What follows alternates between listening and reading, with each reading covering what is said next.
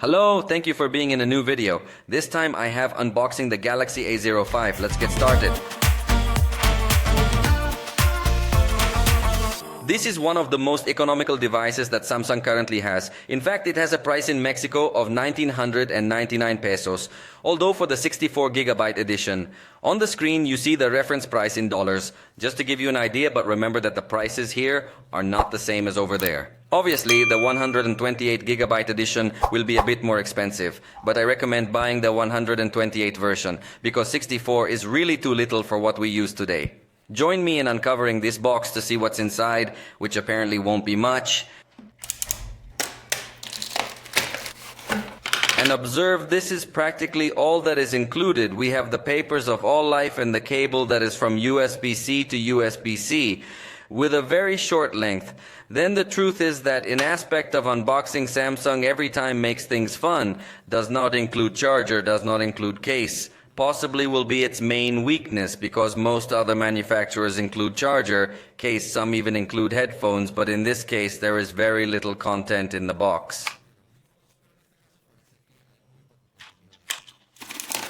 And see what the manufacturer wants to highlight of this cell phone, which will be an infinity use screen, i.e. a drop notch. That is not something remarkable, but I think we can accept it. The second thing to highlight is that it has dual camera. We will see in a moment its specifications, because possibly only have to consider that it has a camera. And finally, it should be noted that it has battery. Thank you very much. Thank goodness they did not sell it to us separately. Then let's remove this plastic and we turn it on. It's already turning on the device, and for the time being it strikes me that this entry-level edition still doesn't have the key island that we're going to find on all the other Galaxy A series devices.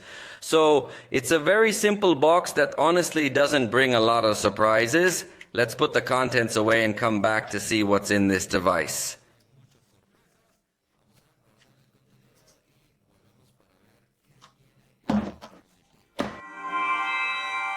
I've already got my hands on the cell phone. Right now it's updating some system applications, so it might feel a little slower than normal.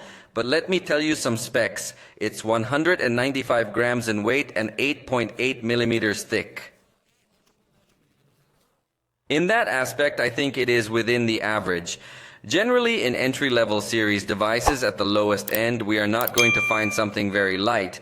The screen is LCD with 6.6 inches in its diagonal and has HD plus resolution. We could not get much more demanding for the price, although I must tell you that obviously do not expect a very high quality screen, especially in viewing angles. Notice how when you rotate the device, you lose a lot of visibility, you lose a lot of brightness and a lot of color accuracy. So I would say that it is a device for a totally personal use. It has a single speaker on the bottom, and the front camera is 8 megapixels with f2.0 aperture. The preview still doesn't look like a very positive result, but note how after taking the picture, I'm honestly surprised it made this quality of picture. We have a good balance between highlights and shadows. We even have a good level of detail. Samsung usually always gives us good cameras, but I honestly did not expect such a good camera in its most economical device.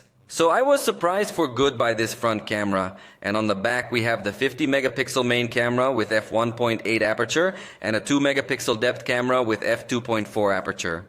Although honestly this depth camera seems like it's not doing a very useful job, so consider it only has a 50 megapixel camera, which is good for the price anyway. Watch, here I have some examples. This is the picture with the main camera. The truth is that it looks very good, good colors, good level of detail as well. So the pictures I think will also be a strong point.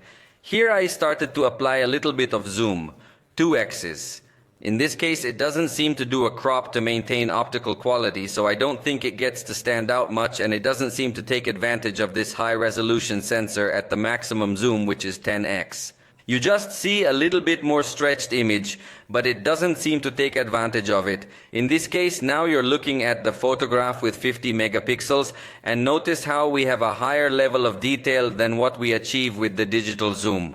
So if you want to zoom in, I would recommend taking the picture at 50 megapixels and then cropping it, because the picture is going to come out with a higher level of detail. Either way, it's nice that in auto mode you can actually take advantage of this 50 megapixel camera. And here I did the depth camera test, just so you can see how it wasn't able to keep this object in focus. It didn't detect the foreground very well. So I think it doesn't have a lot of accuracy. In the other sections, I think it is a good portrait photograph, but this camera is supposed to detect, well, the difference between foreground and background, but it doesn't seem to fulfill its purpose. That's why I tell you to consider that it only has one camera that anyway, yes, it is good. Something outstanding is that it can record video in full HD at 60 frames per second. And I say this is outstanding because, believe me, there are many other even more expensive devices that do not allow recording at that frame rate per second, but this one, even being Samsung's cheapest, does. The battery is 5000 milliamps and supports 25-watt charging, although the charger is not included in the box. It stands out that it supports 25-watt charging because really at this price it's going to be possibly one of the fastest charging devices, but we wish it came included in the box. So consider another bit of money if you want to invest in that original charger. If not, you can still charge it with chargers under 25 watts, or if you want, you could also buy a power delivery charger to ensure maximum compatibility with this charge.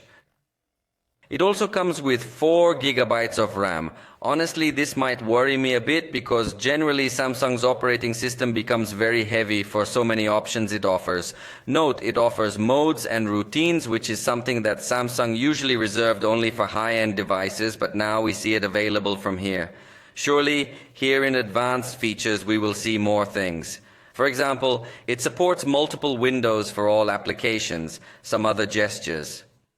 Anyway, I insist that Samsung generally offers a fairly loaded software that can become very useful, but for many people it could also make their cell phone too heavy and not move very fast. So it will be up to you as a user if you are going to take advantage of all the features or not. Although note that I feel that it is moving quite smoothly, but in the review I will tell you more about that. There are 64 and 128 gigabyte versions of storage. As I said, I would recommend getting the 128 because 64, I think, if it's going to fill up too easily, I wouldn't recommend it as much. Especially considering also that the Samsung system is usually very heavy. For example, in this case, we already have 21% used. And if you were to purchase the 64 gigabyte edition, that would multiply. So there would be very little space left for you as a user. So the most advisable thing to do is to purchase the 128 version.